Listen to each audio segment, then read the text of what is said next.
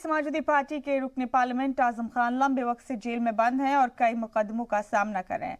आजम खान की जौहर यूनिवर्सिटी भी अब उनके हाथ से निकल चुकी है और अब इसे उत्तर प्रदेश सरकार ने टेक ओवर कर लिया है। एसपी रुकने पार्लियामेंट पर होने वाली इस पूरी कार्रवाई के दौरान बहुत कम मौके ऐसे आए हैं जब समाजवादी पार्टी के सीनियर लीडरान की तरफ से इसे लेकर कोई रद्द अमल सामने आया।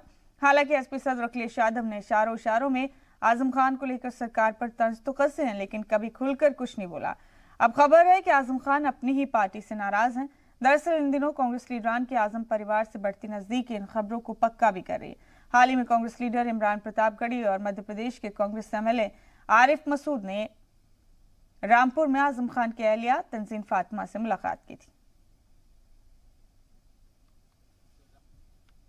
जौहर यूनिवर्सिटी को बचाने के लिए किस तरह से तहरीक शुरू की जा सकती है, इंशाल्लाह मैं कोशिश करूंगा कि उस पर काम हो और देश भर का नौजवान जो है वो इस यूनिवर्सिटी को बचाने के लिए खड़ा हो, क्योंकि ये सिर्फ आजम साहब की यूनिवर्सिटी नहीं है, ये पूरे देश की यूनिवर्सिटी है, समाज की यूनिवर्सिटी है।